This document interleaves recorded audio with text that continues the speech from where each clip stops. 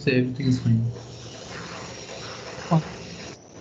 So today is the 12th lecture and we are discussing the advanced electric drives. In that we have discussed the DC motor drive. Now we are going through the induction motor drive, and here particularly we are looking through the V by F motor drive. So which is actually the basis of any other control method which are more advanced, let's say sensorless vector control or direct torque control, these things. So but these things are more basic uh, things we must know before going for the advanced steps. So what we have seen that if we have some waveform symmetries in the PWM waveform, we can get rid of a lot of harmonics. So for example, the even harmonics and then odd triplen harmonics. So these kind of things get cancelled in the line to line voltage, and which is why we also see that for 6-step or square wave mode operation for the inverter gives you some this kind of waveform for the line to neutral voltage, which is actually the 6-step why the name is given. So then we also saw that the most dominant harmonics in the system are like 5th, 7th or 11th, 13th. For the 6-step, if we see, then the trend for the harmonic or the order for the harmonic will be like proportional to 1 by n or 1 by h. So, and generally these occur in pair. So if 5th, 7th, then 11th, 13th, then 17th, 19th, like that it will occur in the system. So what we need to do, we need to take care of the dominant harmonics. So 5th and 7th, let's say, are the most dominant. And we know that if we introduce 1 degree of freedom, we can only control our fundamental. So we need to introduce more degrees of freedom to have any say over the harmonics present in the system. So we can introduce one more angle, switching angle in the quarter cycle. And because we are maintaining all the symmetries, so basically we have other parts of the waveform symmetrically defined on basis of this quarter wave cycle, and other two phases can also be demonstrated equally. So now if we do the Fourier analysis of this waveform, what we will find that any nth order harmonic can be written like this expression in terms of alpha 1 and alpha 2. So here we are assuming that our VDC is constant. We are not changing that. So we can normalize this, let us say taking a base value of 2 VDC by pi, which is the maximum fundamental voltage uh, in a system and which corresponds to the square wave mode or 6-step mode. So this is the maximum voltage what we can have from any converter when it is having DC to AC or AC to DC operation. So then we can normalize this, and what we can find that any harmonic can be written as 1 by n of 1 minus 2 cos n alpha 1 plus 2 cos n alpha 2. And then the fundamental harmonic which first we are interested in. So we wanted to see what is the meaning of a PWM. So which is where we tried to plot few curves in the alpha 1 alpha 2 plane, and what we saw that for this line corresponding to alpha 1 equal to alpha 2, actually we will be feeding V1 equal to 1 per unit. And for this curve here, we have V1 equal to 0.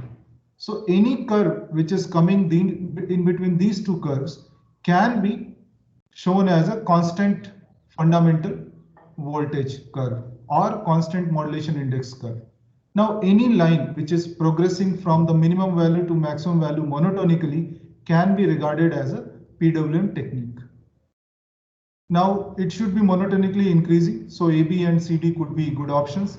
Now, because this is not all, it's not only the fundamental we need to take care, we need to take care about some harmonics also. So we tried to plot the V5 equal to 0 curve because this is the most dominant harmonic.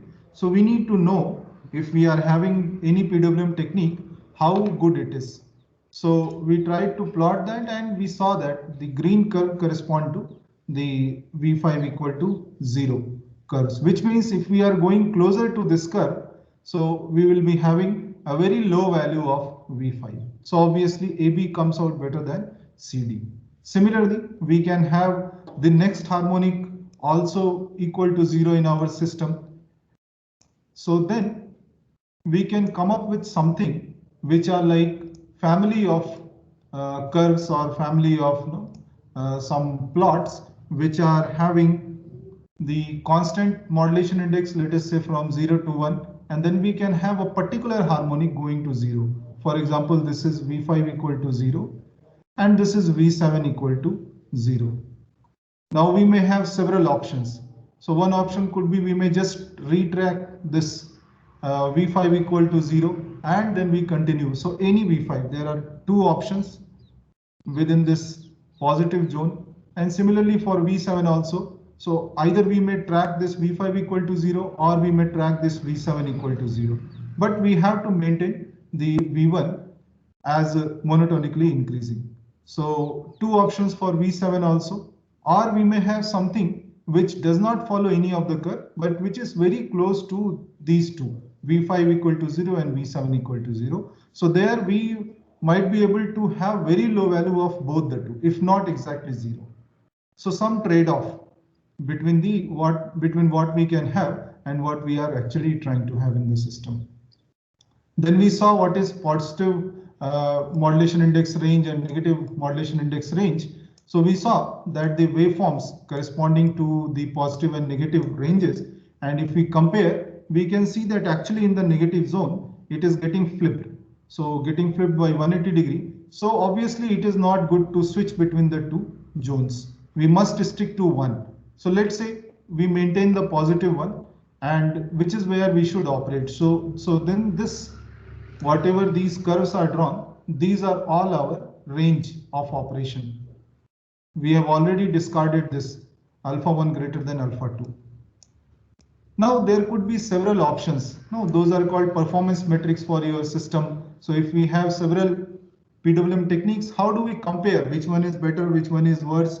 So then several performance metric could be there. So one performance metric could be you just take the most dominant voltage harmonic, equate it to 0, and then you keep the desired value of V1. So whichever is giving best value of V5 or least value of V5, that is actually the best PWM. So similarly, this can be done for any harmonic Vn equal to 0 while keeping the fundamental constant.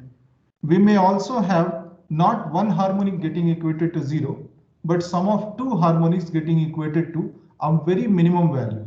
So which is what we saw going in between the two curves, V5 equal to 0 and V7 equal to 0. Or someone may say, why only two harmonics? We can do for more number of harmonics. So let us say sum of all the harmonics up to 30th or 50th, where this we keep the desired fundamental voltage value and then we minimize that. So this is one performance metric that could be there. Then someone may say, why voltage? Because actually we are interested in the system current and not the voltage. So let's have the sum of all the harmonic currents and minimize that. So then this could be one performance metric. So more universal term for minimizing the current harmonics is called the total harmonic distortion in line current. So but this is relative to fundamental current. So other performance metric could be, which is more related to our motor drive, is like a particular harmonic, torque harmonic or set of torque harmonics getting minimized in the system. Ultimately for motor drive, this matters. So now we can see that actually what the total harmonic distortion and the torque harmonic means. So first let us see the total harmonic distortion, that we have seen that it is a quantity which is dependent on current.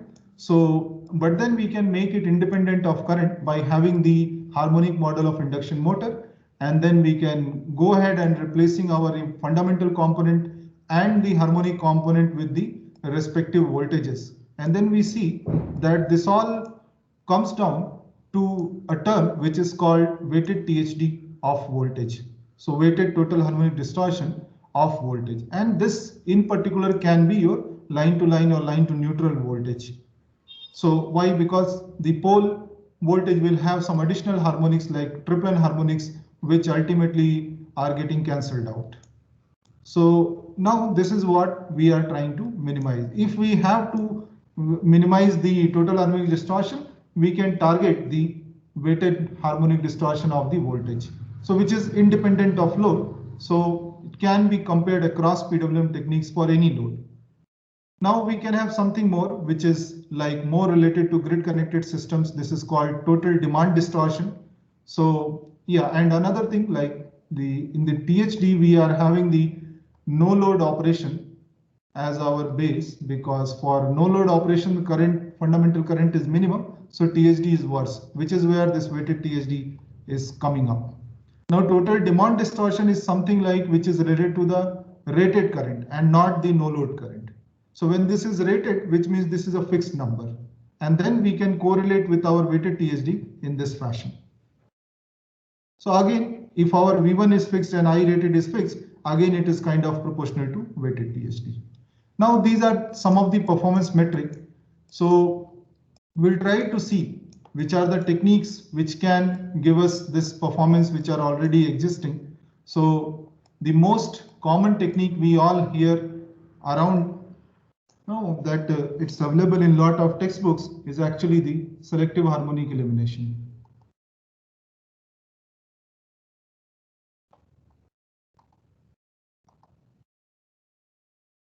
Which means what we are trying to do, we are selectively eliminating the harmonic.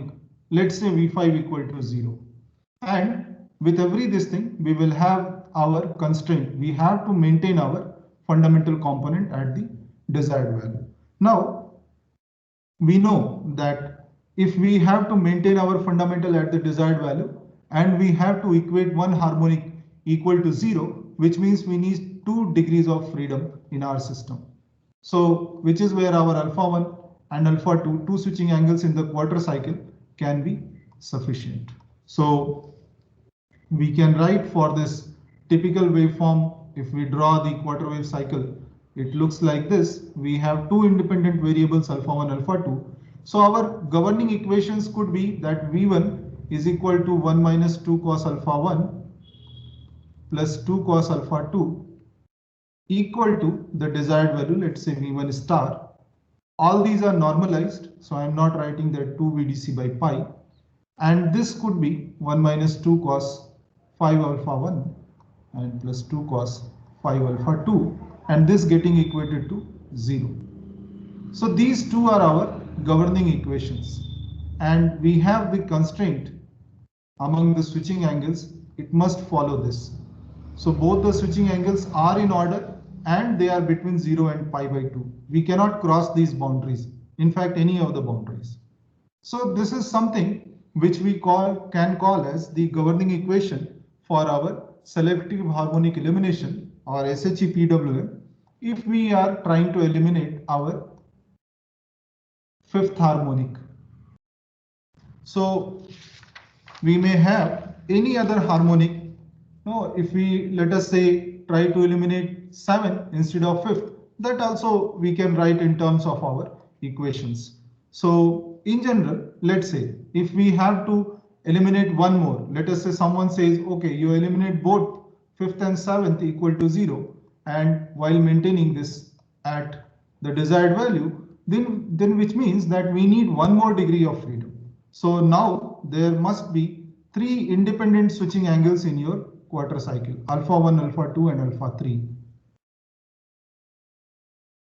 Something like this. This is your pi by 2. So alpha 1, alpha 2, alpha 3.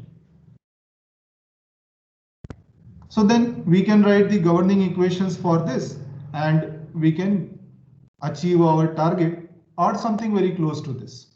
So now if we generalize this, so what does it mean that if we are asked to eliminate n minus, or let us say, if we go from what system we have, let us say we have n switching angles in our quarter cycle. When I say quarter cycle, I mean we are first quarter.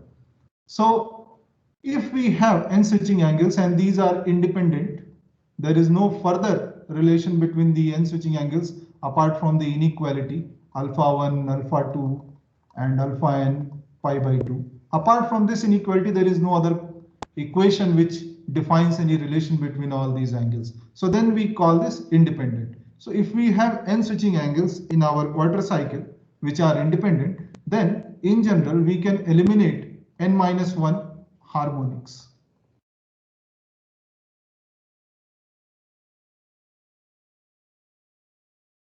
Apart from maintaining our fundamental.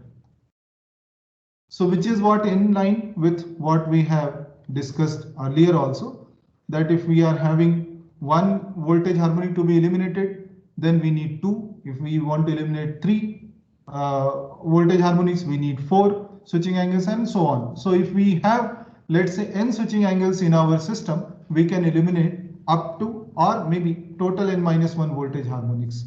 So all this, let's say 5, then 7, then 11, then 13, and so on. So in general, we can write as 6 n minus 1 or something like that. So this is our number n. So up to this we can eliminate. Okay, the bracket is at wrong place. 6n plus minus 1 we can say. So then this defines if n is equal to 1, then which means what? 5th and 7th. So okay, then this may confuse with the switching angle. Okay, forget it. So up to n minus 1 voltage harmonics. We will generalize this in later discussions, how to have a common term for all that. But for now, you assume that if we have n independent switching angles, n minus 1 voltage harmonics can be eliminated apart from maintaining the fundamental component. Now, there are some issues with the selective harmonic elimination PWM, which probably if you have noticed. So if you see this plot again, let me take that down.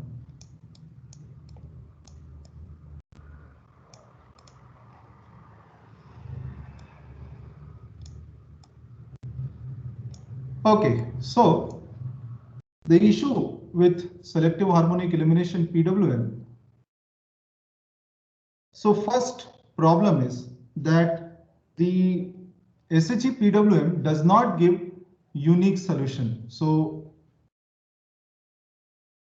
no unique solution for SHE PWM. If you are trying to solve those governing equations V5 equal to 0 while maintaining V equal to V1 star, so you can see that for a particular value, let's say you take this number. So there is one solution over here and there is another solution over here. So these two solutions are available for the same modulation index V1 star, any number if you take. So similarly for other modulation indices also, we have multiple solutions available for the same constraint or same governing equation. And this is true for even 7th also. If let's say you take this number and in fact more, so we have multiple solutions available for SHE PWM. That means if we are solving these equations, we need to decide that which solution we need to consider. Let us say we may consider this solution A over here or B over here. But the problem is that A is having low value of V7 because this is closer to V7 equal to 0 curve, which means this solution A will have low value of V7 compared to solution B, which is far from the V7 equal to 0 curve, which means certainly the solution A is going to have better performance than solution B in terms of harmonic. So whether weighted THD or anything, A is always going to perform better than B. So which means apart from solving these equations, we also need to choose on basis of which is giving the better performance. So this is one issue with the SHE PWM. We may have multiple solutions and then we need to choose among all that. The second problem with the SHE PWM is that solution is not available for complete range of V1. You can see here there is some gap. It is stopping at some point. Similarly, here also there is some gap. Although it is starting from 0, but it's not reaching up to V equal to 1. It is leaving it way ahead than V1 equal to 1. So then for all these ranges of V1, which are actually higher values of V1, this solution is not there, which means we need to follow any random path which may have some high value of V5 or V7 or any other harmonic. This is true for V7 also. We have gaps here and then here. So this is not fully going up to V1 equal to 1. So this is another problem with SHE PWM. First of all, the solution is not unique. And secondly, we do not have solution for the complete range. So which is where we need to go for some other modulation technique which has a more universal acceptability or more universal solution. So now the option which we have seen earlier, that let us say if we follow this path.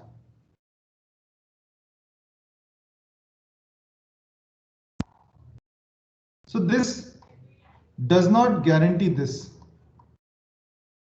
V5, V7 is not 0 for this path exactly. It may be 0 at one point, but not always. We are not following this. But what we are ensuring that the net sum of all the harmonics, let's say not equal to 1 to infinity, Vn, or even the weighted sum, this is minimized. In other words, we can say we are maintaining our weighted total harmonic distortion of voltage to a very low value while maintaining our fundamental. So low value or minimum value means any value can be minimum. So which means solution will always be available from 0 modulation index to 1 modulation index. So exactly if you solve this minimum weighted TSD, this may have some discontinuity. So it will follow this path and then it will break somewhere near here and then it will follow this. So it may have some discontinuity. So wherever it finds the minimum value of weighted TSD, but the assurance is it will have unique solution. There won't be multiple solutions. Minimum means it's one value. And it is available for all voltage ranges. It's not having any discontinuity or any, sorry, not discontinuity, but any missing solution is not there. So this is what is called the optimized PWM or optimal PWM.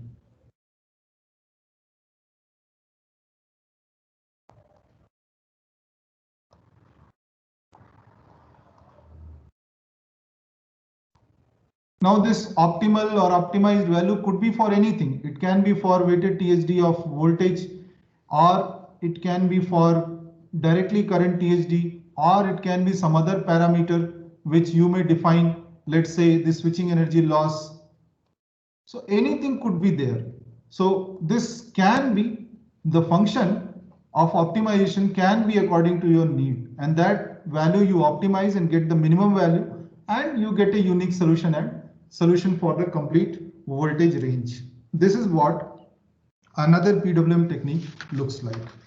Now let us understand little bit more from the torque harmonic point of view. So how it is generated and what can be done to eliminate or at least minimize, if not sufficiently eliminating, any particular torque harmonic. So let's say we have our, again, the square wave mode.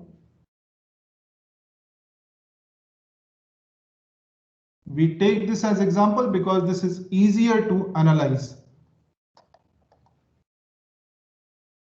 Or 6-step mode. So what we find that when we do harmonic analysis, we can write that our VRN is actually sum of, so please mind it, this is VRN. So which means n is equal to 1, 5, 7, 11, 13 and so on. And then 2 VDC by n pi 1 minus 2 cos n alpha 1 plus 2 cos n alpha 2. So third, ninth, etc. are eliminated. Similarly, Vyn again for same values of n and the expression. So here we have sine n theta.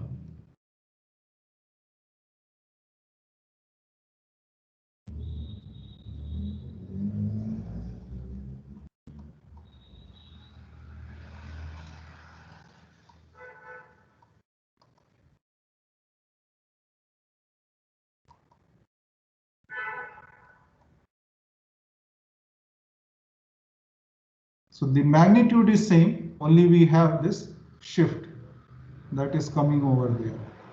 157 and so on. And the Bn can be written as 2VDC by n pi.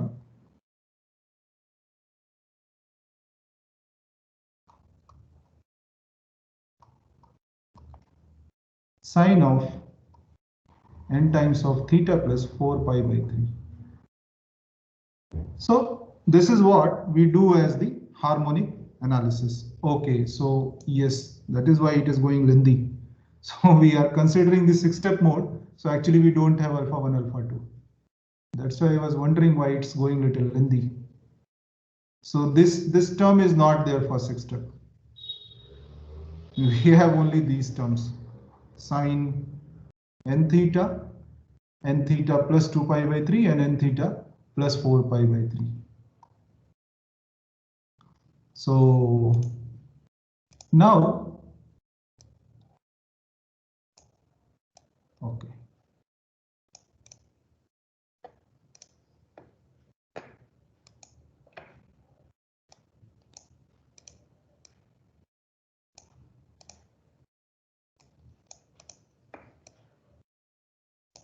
Yes, sometimes it has some issue. Okay, fine. So now, if you write specifically the fifth harmonic components of Vrn, Vyn and Vbn, what you will find that these terms, you pay attention over there. So this is 5 theta, then Vy and 5. If you solve, will come like, so put n equal to 5 and you will find this having this, and Vb and 5 having 2VDC by n pi times of sine. So here it is 5 theta plus 2 pi by 3. So what we observe over here, that actually this fifth harmonic voltage components have made a negative sequence compared to the fundamental. So what we had in fundamental is like theta, then 2 pi by 3, theta plus 2 pi by 3 and theta plus 4 pi by 3. Here the sequence is opposite, which means any flux or any vector associated with the fifth harmonic will actually rotate in the clockwise direction with a speed of 5 omega. This is very important to understand. Similarly, if you do for 7,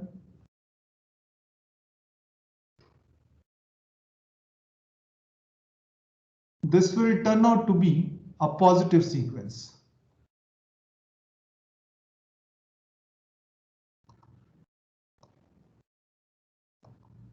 So putting n equal to 7,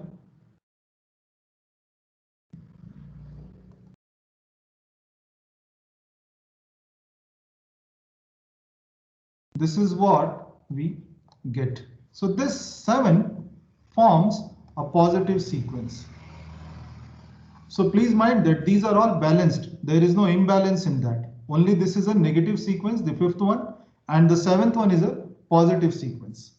So which means any flux associated with the seventh harmonic voltages would have 7 omega synchronous speed, and then it will be rotating in the counterclockwise direction. So this has impact on the torque generated in the machine because of the non-sinusoidal voltage operation. For example, the square wave mode. So these are all non-sinusoidal, means they have harmonics present in that. Now we'll try to understand what happens because of these.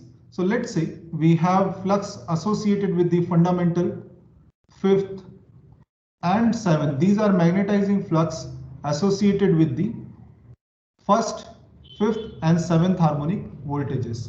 And then we have rotor current associated with these harmonic components as IR1, IR5, IR7. These are three-phase quantities.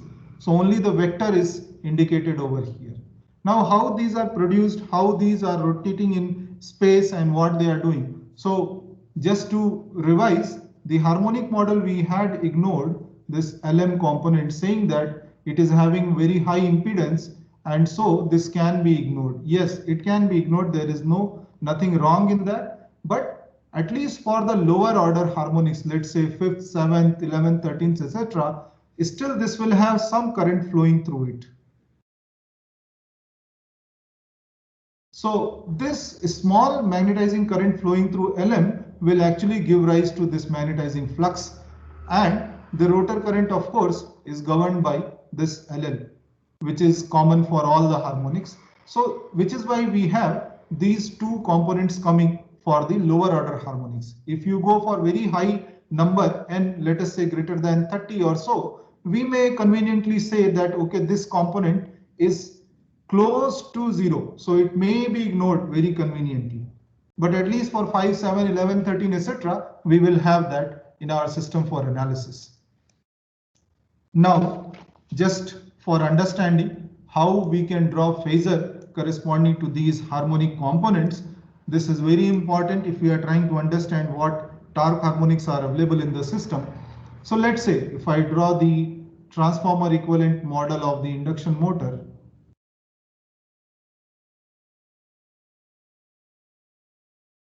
this is our leakage oil taken towards the rotor side, and this is our stator and rotor, let's say, equivalent windings. We are feeding our Vn over here. We have the flux generated in this core, phi n m, let us say, and we have the voltage or EMF induced corresponding to that flux, and then we have the rotor current corresponding to this voltage. So how these quantities are related in phasor, this is what we should have clarity over that. So we know that when we apply any voltage, the flux is generated in the system. So flux is nothing but the, okay, let me indicate this with psi, because many places this phi will come. So let's say this is psi. So the psi is basically the integral of the voltage applied with time. So what we can say that our flux will actually lag our applied voltage by pi by 2, which is what we know. Now this induced EMF En is basically minus d phi n by dt.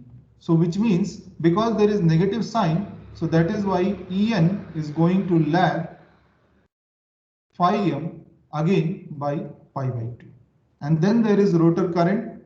So of course, because of the same EMF is coming across this and then it is generating this current. So the current is again 1 by LL times of En dt. So again, the current is going to lag En by pi by 2. So this is the order we need to remember. We need to understand while drawing any phasor to miss any polarity or any sequence. Now what does this mean? Let us say if we draw for now this, what I have written as IR and En, this is true for only harmonics. For fundamental, actually the RR by S term is there, so that's why IR and En or E1 will have some angle delta, power factor angle. So delta or any power factor angle. So this is on account of this RR by S coming over there in the equivalent circuit for fundamental component alone. So if we have to draw phasor for the fundamental 5th and 7th, let us see how it will come. So and we will ensure that all the flux come along the same axis. So we start from, let us say we have the input voltage V1. So, and this is rotating in the counterclockwise direction. So we have flux lagging that. This is phi1.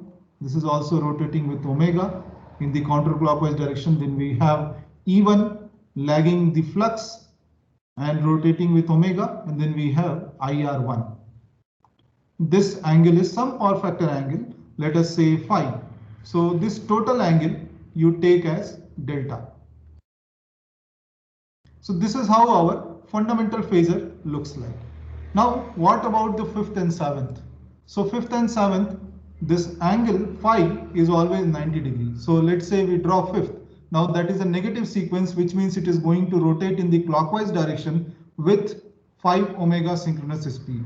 So to have same flux axis, let's say we draw V5 on this side, and this is rotating in the clockwise direction, 5 omega. So the flux comes on this side, which is lagging. This is 5 m, let us say. Now corresponding E1 will be again lagging to 5.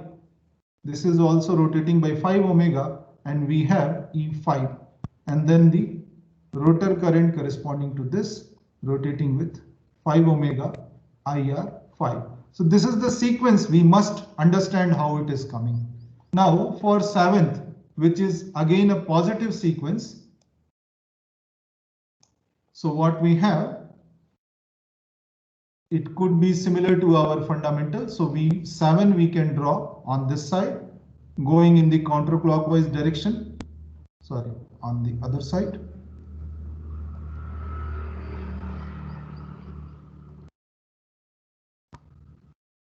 Seven omega, and so the flux phi 7 is lagging but rotating at 7 omega. We have E7 because of the flux, again lagging the flux, rotating at 7 omega, and then we have IR7, again rotating with 7 omega. So this is how these different phasors look like. This is the fundamental, this is the fifth, and this is the seventh. Now, if we draw, although it's not advisable to draw different phasor, different synchronous speeds in the same phasor, but for this understanding this torque generation, we can draw the flux and rotor current corresponding to the first, fifth, and seventh harmonics in the same phasor. So how it would look like?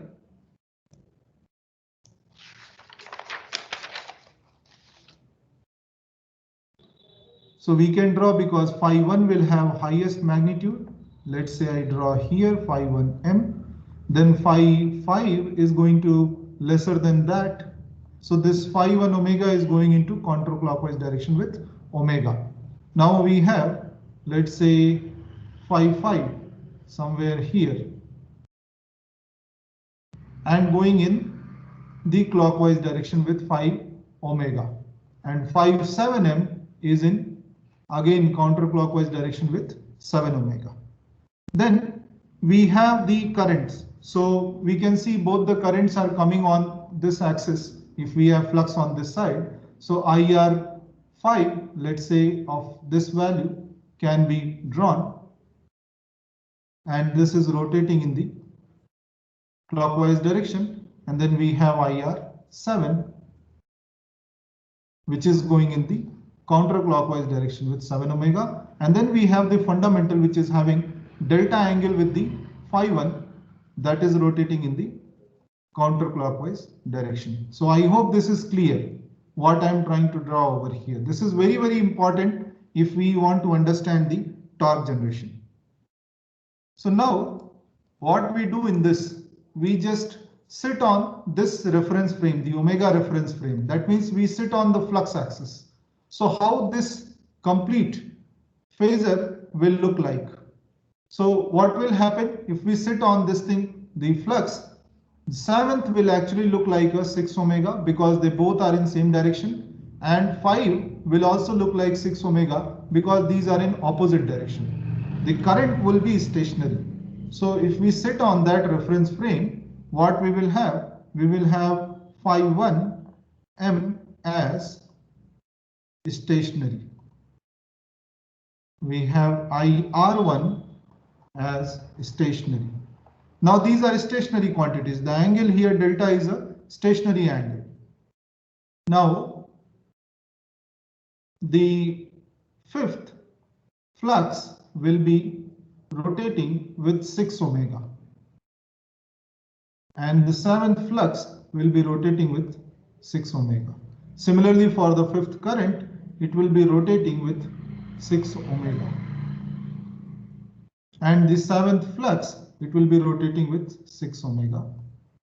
So this is the frame of reference. What we have chosen is actually our fundamental frame of reference, or omega synchronous speed. So we are sitting on that reference frame, and then we see this. So this is what is the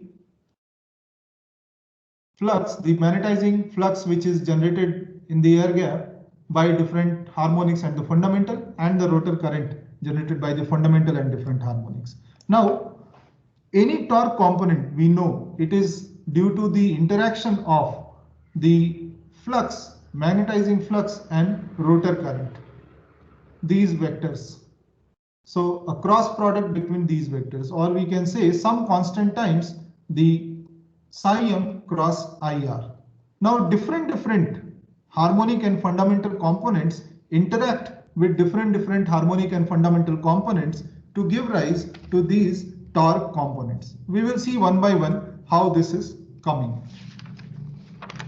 So let us say first we talk about the fundamental flux. So fundamental flux will actually interact. So I am writing the total torque, what is generated due to all these components. So some constant K, let us say, and then we have our fundamental flux interacting with our fundamental current. Then our fundamental flux will interact with the fifth harmonic rotor current, and then the fundamental flux will interact with the seventh harmonic rotor current. So these three components will come because of psi 1 m. Similarly, we will have psi 5 m interacting with IR1, IR5, IR7. Then we will have 7th m interacting with IR1,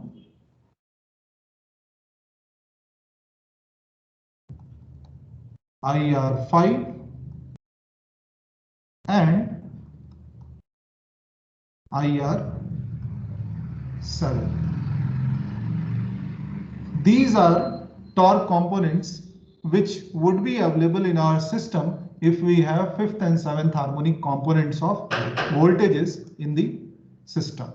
Now, so we have seen these are forming different sequences. That's why we have the interaction between all these. So let's try to solve this equation what we have written for torque. So it is cross products. So definitely we need to know what is the angle between the different components. For example, let's say the fundamental. So we have this angle delta, which is fixed between the sine 1m and this is psi. Okay, I am missing the signs sometime. So flux is always psi. You can take that. So the angle between the fundamental flux, magnetizing flux, and the rotor current is delta. Whereas if you see, okay, first let us write that. So this can be written as psi 1m IR sine of delta. So again, we need to fix a direction in which we are taking the cross product. So let us say we take the counterclockwise direction. So it will come something like this, which means the your flux is coming out of the paper, and that will come as sine 2 pi minus delta, and so it will come as sine delta over here. That is correct, right? Someone can confirm quickly.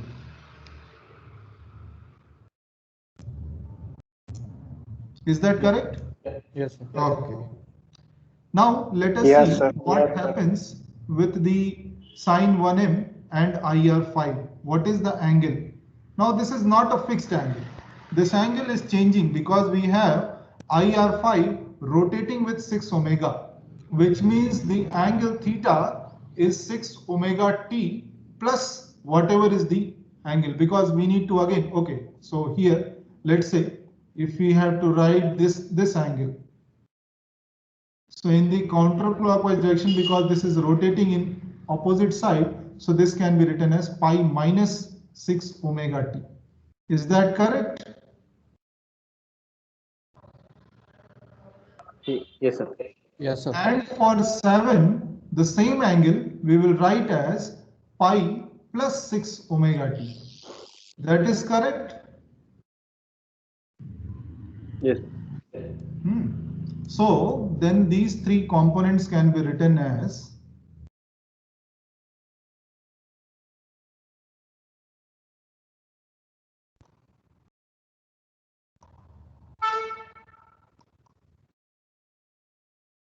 correct. Now let us write the other components also. So this, the sine 5 and IR. So sine 5 is, psi 5 is here. Psi 5 and IR, this is having angle delta at this instant. But because this psi 5 is rotating with 6 omega, this is changing. And we are taking this counterclockwise direction. So this angle can be written as 2 pi minus delta minus 6 omega t. Is that true?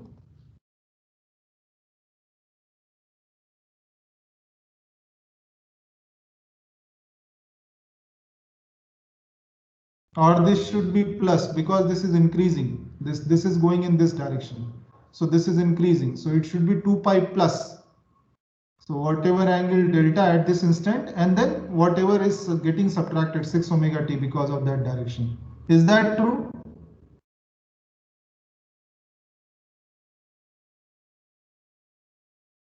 Please confirm. Unmute yourself and confirm.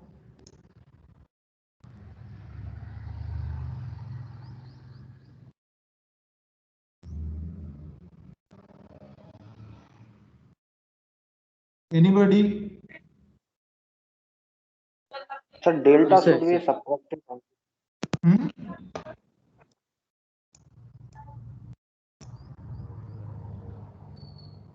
So we are talking about this angle, which is from this point to this point. This is the counterclockwise angle.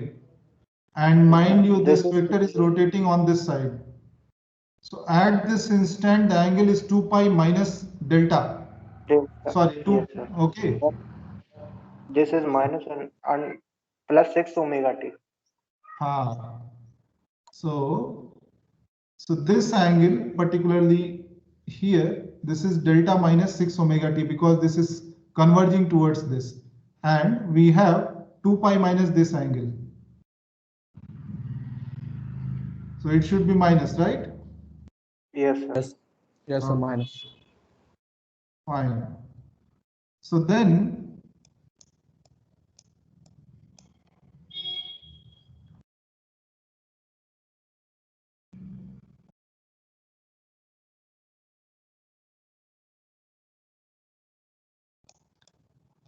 now similarly, when we have psi 5 and I5, so these both are 180-degree apart, but rotating with the same speed. So angle pi will always be maintained. Is that true?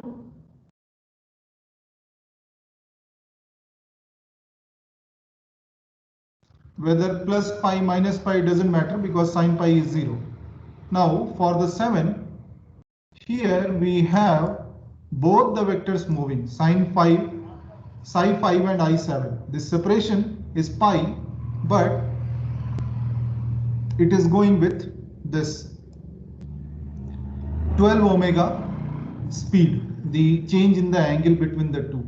And because this is psi 5 here and I7 here, So this angle will have pi plus. Is that true?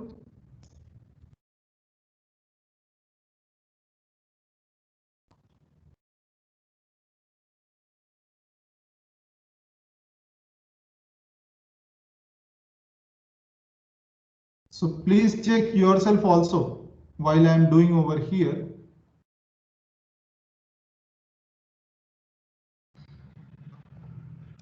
Now let us see for psi 7 and IR 1.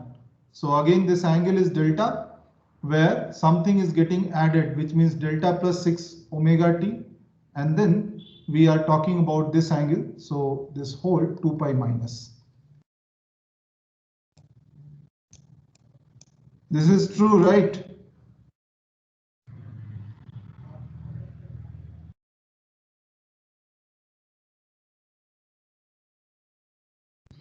And then we have again this psi 7m IR 5. So what this will turn out to be?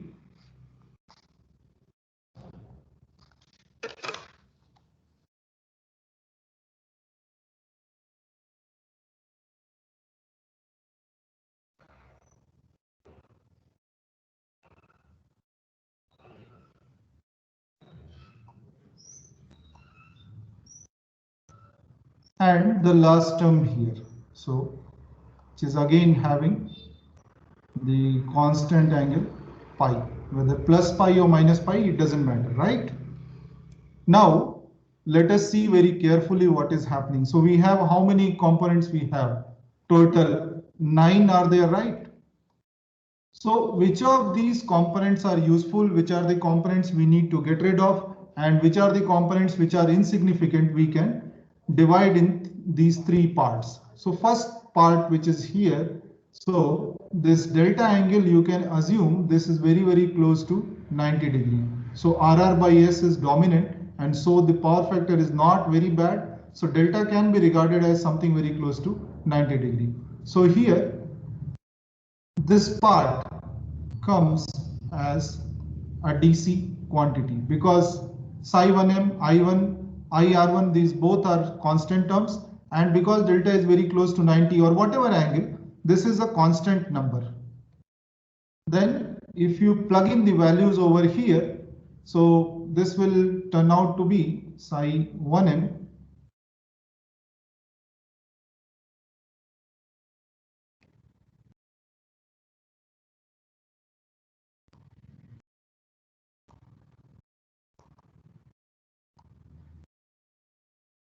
Is that correct?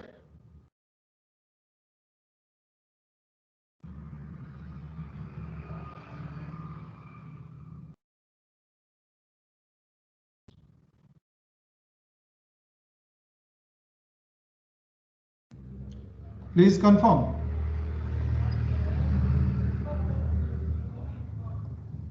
Yes, sir. Yes. Good. So that will give me indication that you all are awake, not sleeping.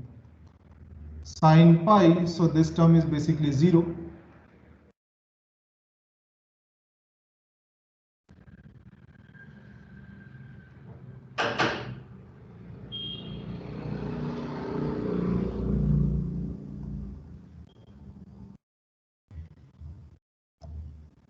This is IR1.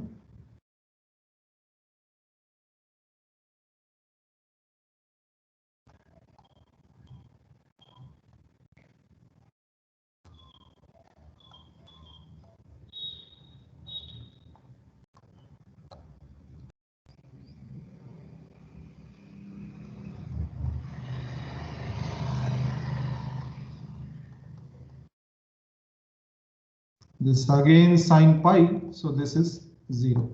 Now what we have clearly demarcated what components are there which are missing. So any flux component, if it is interacting, any harmonic flux component, if it is interacting with the same order of harmonic current, then it is giving a 0 torque because these both are at pi angle separation. So this is true for 5 and 7 both. any fundamental flux component interacting with the fundamental current is giving a DC component, which is our useful torque. This is what we actually generate in our system, or we actually look for in our system. So we need not bother about these. This is our requirement. These are not there. And another component which is like having the 12th harmonic coming over there, sine 12 omega t, which is interaction between two harmonics, psi 5 I7 and psi 7 I5. So we know that these harmonic numbers are basically 1 by n times of the voltage. So, and voltage itself is having 1 by n if we do the Fourier analysis. So all these components, when getting multiplied, these will become very, very insignificant. So although this is 12th harmonic torque component coming over here, but these two are insignificant. So we can ignore that, okay, because of 5th and 7th, if they are interacting with each other, there won't be any significant flux coming over there. Now, the remaining 4, which we need to be worried about, are these. So these 4 flux terms which are coming, which can call this as the harmonic torque because of 5th and 7th, and particularly because these have this 6 omega term over there. Everywhere you see 6 omega term is there. So then this can be called as the 6th harmonic torque. So by harmonic, what I mean, your DC torque is this. It's a fixed line, and some torque which is like having this kind of wave shape, this is actually the harmonic torque. And the particular frequency at which it is occurring, that is its harmonic frequency. So here, because this is occurring at 6 omega, so that's why we are calling this as 6th harmonic torque. So please again remember that 12th harmonic which was coming, we have regarded this as insignificant. So we are left with 4 terms, and if we group together, what we will find is basically sine 1m IR5 minus IR7 times of sine 6 omega t. And because delta is very, very close to 90 degree, so what we will have these two terms coming as sine 5m plus sine 7m IR1 cos 6 omega t. Is that correct? This is our 6th harmonic torque in our system when we have a square wave mode of operation, or any operation which is having the 5th and 7th harmonic voltage sequences. If we have 5th and 7th order harmonic voltages, which means we will have 6th harmonic torque in our system.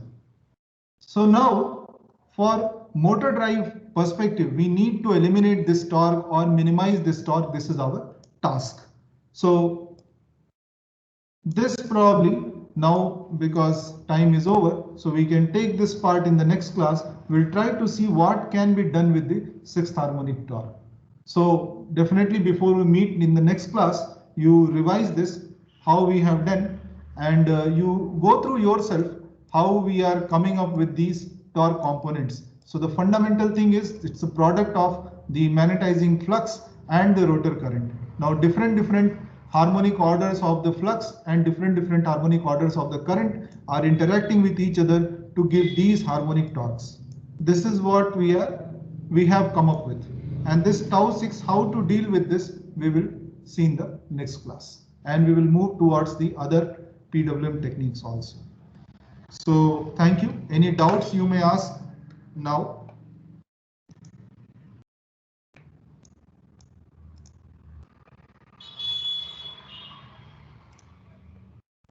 So if there are no doubts, then we may stop here, and we will meet next on Tuesday. And to remind again that your next assignment is due today, so please submit it. Okay, thank you. Thank you, sir. Thank you, Thank you, sir. Thank you, sir. Thank you. Okay, sir. Thank you. Thank you.